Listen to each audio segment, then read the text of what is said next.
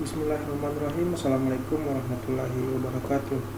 Kembali lagi bersama saya Rudi Masniadi SMP dalam mata kuliah Ekonomi Negeri 1. Pada pertemuan ini kita akan mengupas materi tentang sewa, bunga, dan keuntungan.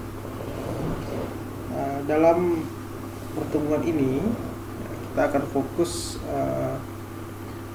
melihat bagaimana balas jasa dari beberapa faktor produksi, di mana pada bab yang lalu telah kita lihat beberapa aspek yang berhubungan dengan balas jasa atas faktor produksi, khususnya tenaga kerja, yaitu pada sisi upah. Nah, tentu di sini kita ketahui bersama bahwa upah merupakan bagian yang paling penting dari pendapatan kepada faktor-faktor produksi, khususnya tenaga kerja. Nah, setelah kita mengupas tentang upah, kali ini kita akan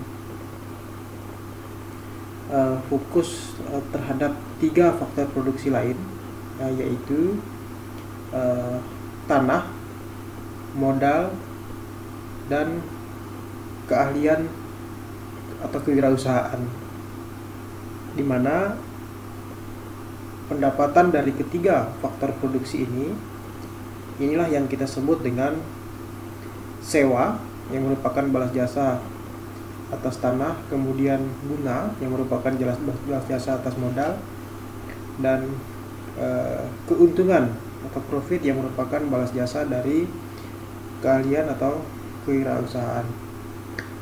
Nah, kita akan kupas satu persatu dalam pertemuan ini.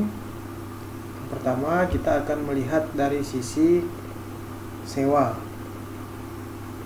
Nah, secara definisi ini sudah lumayan familiar bagi kita, di mana kita ketahui bahwa definisi umum dari sewa itu adalah sebagian harga yang dibayar atas penggunaan tanah dan faktor produksi lainnya yang jumlah penawarannya tidak bertambah. Nah, ini kita bisa contohkan apa sih penggunaan tanah yang sebagai faktor produksi. Kita bisa contohkan di sini sebagai, katakanlah, sewa tanah lahan pertanian yang dilakukan pada usaha pertanian. Jadi pada saat menggarap tanahnya, katakanlah petani itu pasti mengeluarkan sewa ya atas lahan yang digarapnya, ya, itu dengan asumsi bahwa petani ini bukan sebagai pemilik lahan. Nah, demikian juga dalam usaha-usaha lainnya, ya, kebanyakan industri ya atau pabrik-pabrik juga melakukan sewa ya sebagai tempat usaha, ya, semisal katakanlah di bidang usaha yang lain, perdagangan misalnya, ya, ada ruko yang menjadi tempat berdirinya toko kita atau perusahaan kita. Nah, itu juga dilakukan sewa. Nah, faktor produksi lainnya yang dimaksudkan di sini juga semisal katakanlah secara dalam konteks jasa, ya, kita juga menyewa jasa, ya, misalnya katakanlah orang yang kita gunakan tenaganya, keahliannya, ya, kita perlukan ya dalam perusahaan kita, ya, kita juga bisa disebut sebagai jasa dalam konteks faktor produksi lainnya, ya, bisa disebut dengan sewa dalam konteks faktor produksi lainnya. Nah, ini secara umum berkaitan dengan sewa, ya. Jadi faktor produksi atas tanah, ya, balas jasanya itu adalah berupa sewa. Nah, kemudian yang kedua adalah modal dan suku bunga. Nah, ini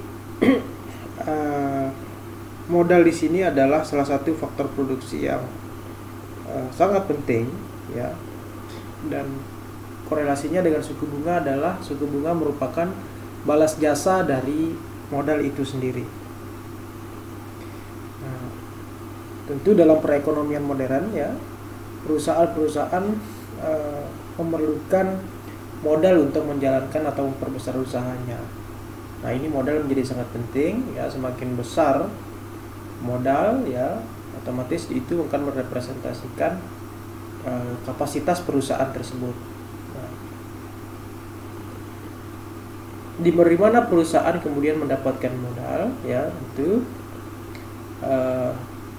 perusahaan mendapatkan modal itu dari pinjaman, nah, bisa dari perbankan dan atau lembaga keuangan lainnya. Nah, balas jasa atau pembayaran atas modal yang dipinjam dari pihak lain tersebut, ya ini yang dinamakan dengan bunga itu, ya, yang harus dibayar ya. Kemudian si perusahaan yang melakukan pinjaman atau kredit, ya kemudian ini dibayar per bulan ya dengan kesepakatan atau akad tertentu dengan pihak perbankan dan atau lembaga keuangan lainnya. Ini yang kita kemudian melakukan pembayaran ya dan balas jasa atas dana atau modal yang dipinjamkan tersebut. Kita beri balas jasa dengan bunga. Nah, modal dalam perekonomian secara makro tentu sangat penting ya, karena modal di sini berat kaitannya dengan investasi ya. Nah, investasi di sini tentu korelasinya dengan nanti banyak hal ya. Jadi semakin besar investasi ya, juga nanti kecenderungannya juga akan memberikan peningkatan terhadap penyerapan tenaga kerja. Nah, semakin besar investasi juga akan semakin meningkatkan pendapatan nasional ya, karena naiknya sektor I investasi juga nanti akan meningkatkan Y atau pendapatan nasional. Nah, inilah hubungan secara makro bagaimana peranan modal dalam suatu perekonomian. Nah, tentu di sini peran pihak perbankan dan atau lembaga keuangan lainnya sangat vital ya.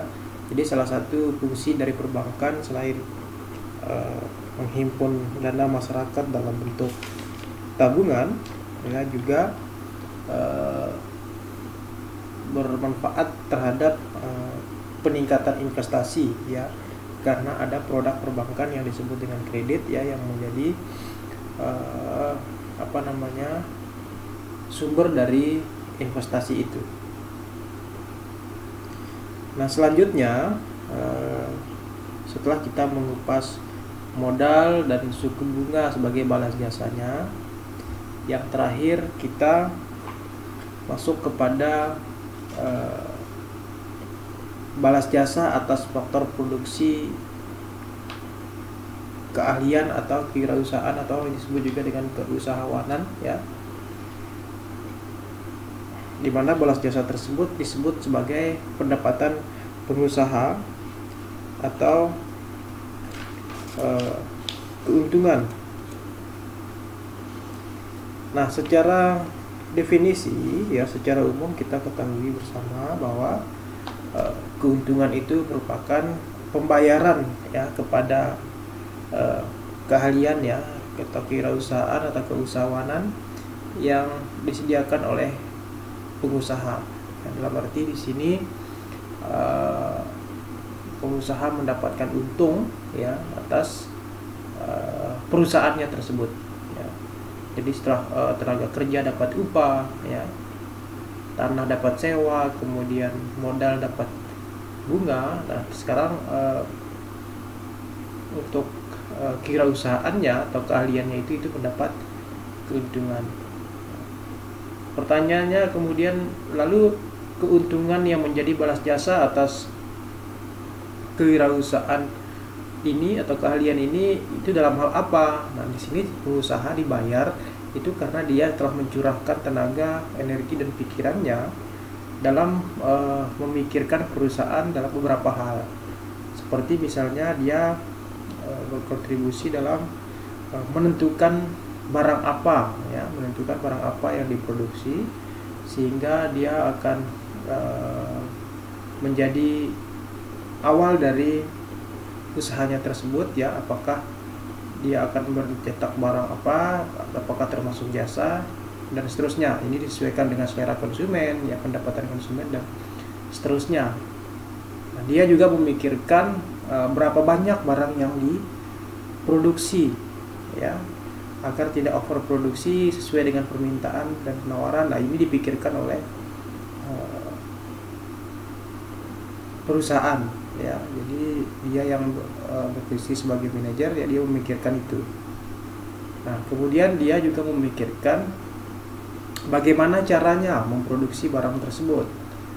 Nah, apakah dengan kombinasi teknologi, misalnya katakanlah kombinasi berapa besar padat karya, berapa besar padat modal, ya, apakah menggunakan banyak tenaga kerja, ya, atau menggunakan banyak mesin. Ya, kalau banyak tenaga kerja biasanya peran mesinnya sedikit, ya, kalau banyak mesin atau padat modal biasanya peran tenaga kerjanya sedikit.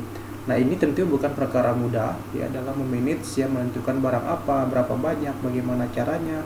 Nah, itu dilakukan oleh manajer, ya, atau pengusaha yang balas jasanya itu nanti berupa keuntungan. Jadi wajar besar, ya, karena dalam perusahaan katakanlah kalau bisa untung, dia akan untung besar. Nah, karena ini menjadi balas jasa atas apa yang dilakukan oleh si pengusaha. Nah, baik, itu secara garis besar apa yang menjadi materi kali ini, ya. Jadi sekali lagi jangan bosan-bosan untuk terus banyak membaca, ya, referensi di buku mikro manapun.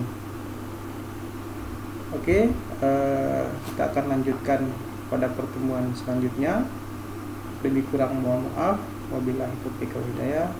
Wassalamualaikum warahmatullahi wabarakatuh.